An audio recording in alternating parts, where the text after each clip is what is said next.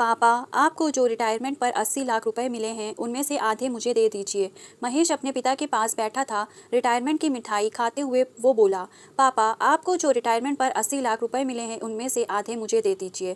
पिता शांत थे। उन्होंने बेटे के चेहरे को ध्यान से देखा और बोले, क्या करोगे इन पैसों का बेटा? महेश बिना हिचकिचाहट बोला, एक गाड़ी लेनी है और बाकी पैसों से आपकी बहू को गहने दिलवाने हैं। वो काफ़ी समय से कह रही थी कि उसे शादी के बाद से कभी ढंग का सोना नहीं मिला। पापा थोड़ी देर चुप रहे, फिर बोले, तुम्हारे पास तो अच्छी नौकरी है, ईएमआई पर ले सकते हो। रिटायरमेंट का पैसा मैंने पूरी उम्र की मेहनत से जोड़ा है। अभी मुझे और तुम्हारी माँ को जिंदगी जीनी है। महेश की आंखों में हल्का गुस्सा था। मतलब आपने तो रिटायर हो लिया, अब खर्चे भी कम होंगे, तो पैसे का क्या करोगे? हम ही तो आपके बात के वारिस हैं। पापा फिर भी शांत थे। माँ वहीं रसोई में खड़ी थी, उसकी आंखें भर आई थी। वो जानती थी कि आज जिस बेटे के लिए उन्होंने ना जाने क्या क्या त्याग किए, वही अब पैसों की गिनती कर रहा है। पापा ने धीरे से कहा, महेश, क्या तुमने कभी सोचा है कि इस उम्र में जब हमें सहारे की ज़रूरत होती है तब हमें सिर्फ पैसों के तौर पर देखा जाए? क्या ये रिश्ता इतना सस्ता है? महेश ने बात पलटने की कोशिश की। नहीं पापा, मेरा वो मतलब नहीं था।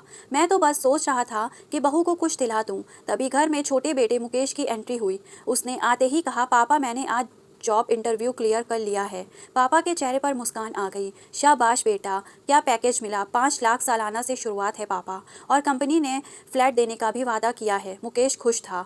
महेश चिढ़ गया। छोटे भाई को देखिए, अभी कुछ कमाने लगा नहीं और खुद को हीरो समझ रहा है, और आप है कि इसे सर पर चढ़ा रहे हैं। पापा की आवाज़ थोड़ी सख्त हुई। क्यों नहीं चढ़ाऊं? ये कभी मुझसे पैसे नहीं मांगता, बल्कि कहता है, पापा आप आराम करो, मैं कमा लूंगा। और तुम तो हर बार कुछ ना कुछ मांगते हो, कभी गाड़ी, कभी गहने, कभी विदेश यात्रा। बहू वहीं पास में आ गई। पापा जी, आप गलत समझ रहे हैं। महेश तो बस मेरी खुशी के लिए। पापा ने हाथ उठाया। बिल्कुल नहीं बहू, मैं सब समझता हूँ। खुशी देने के लिए सिर्फ गहने और गाड़ी ज़रूरी नहीं होते।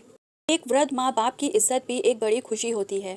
घर में सन्नाटा छा गया। महेश को जैसे अपनी गलती का एहसास हुआ, लेकिन अहंकार ने उसे बोलने नहीं दिया। माँ ने धीरे से कहा, बेटा, हमने तुम्हारे लिए हमेशा अच्छा चाहा, कभी ये नहीं सोचा कि बदले में कुछ चाहिए। लेकिन आज जब तुमने 40 लाख की मांग की तो दिल टूट गया। महेश ने सिर झुका लिया। अगले दिन पापा ने अपने बैंक मैनेजर को बुलाया और कह दिया, मेरे रिटायरमेंट फंड को एफडी कर दीजिए और एक संयुक्त अकाउंट खोलिए, मेरे और मेरी पत्नी के नाम पर, ताकि कोई भी बिना हमारी अनुमति के पैसे ना निकाल सके।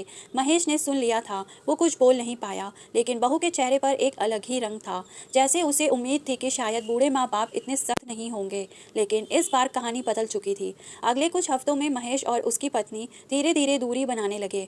वो अब पापा से ज़्यादा बातें नहीं करते थे। माँ हर दिन मंदिर जाती, लेकिन अब उसके चेहरे पर वो रौनक नहीं रही। एक दिन मुकेश ने कहा, पापा, आप मेरे साथ कुछ दिन शहर चलिए, माँ को भी घुमा लाऊंगा। पापा ने माँ की तरफ देखा और दोनों मुस्कुरा दिए। कुछ दिन के लिए वे बाहर चले गए। जब लौटे तो घर की दीवारों पर सन्नाटा था। महेश और उसकी पत्नी ने अपने कमरे का सामान समेट लिया था। उन्होंने किराए का फ्लैट ले लिया था, ताकि अब उन्हें अपने हिस्से के पैसों का इंतजार ना करना पड़े। पापा ने कुछ नहीं कहा, माँ ने भी नहीं रोका, लेकिन उनकी आंखें बहुत कुछ बोल रही थी। कई महीने बीत गए। एक दिन महेश का फ़ोन आया, पापा, माँ कैसी हैं? ठीक हैं। पापा का जवाब छोटा था। पापा, दरअसल मुझे थोड़ी मदद चाहिए थी, पत्नी अस्पताल में है। पापा ने कहा, महेश, एफडी अभी नहीं टूटी है, जब समय आएगा तब देखा जाएगा। लेकिन एक बात जान लो, ये पैसा अब केवल ज़रूरत पर खर्च होगा, किसी की लालच पर नहीं। महेश ने कॉल काट दिया। अगले दिन पापा ने माँ से कहा, चलो मंदिर चलते हैं, भगवान से यही प्रार्थना करेंगे कि हमारे बच्चे को सद्बुद्धि मिले। दोस्तों, आज की इस कहानी से हमें ये सीख सकते हैं कि रिश्तों की कीमत पैसों से नहीं तौली जा सकती। माँ बाप ने पूरी उम्र बच्चों के लिए जिया, लेकिन बुढ़ापे में अगर बच्चे केवल पैसे मांगे तो वो सबसे बड़ा धोखा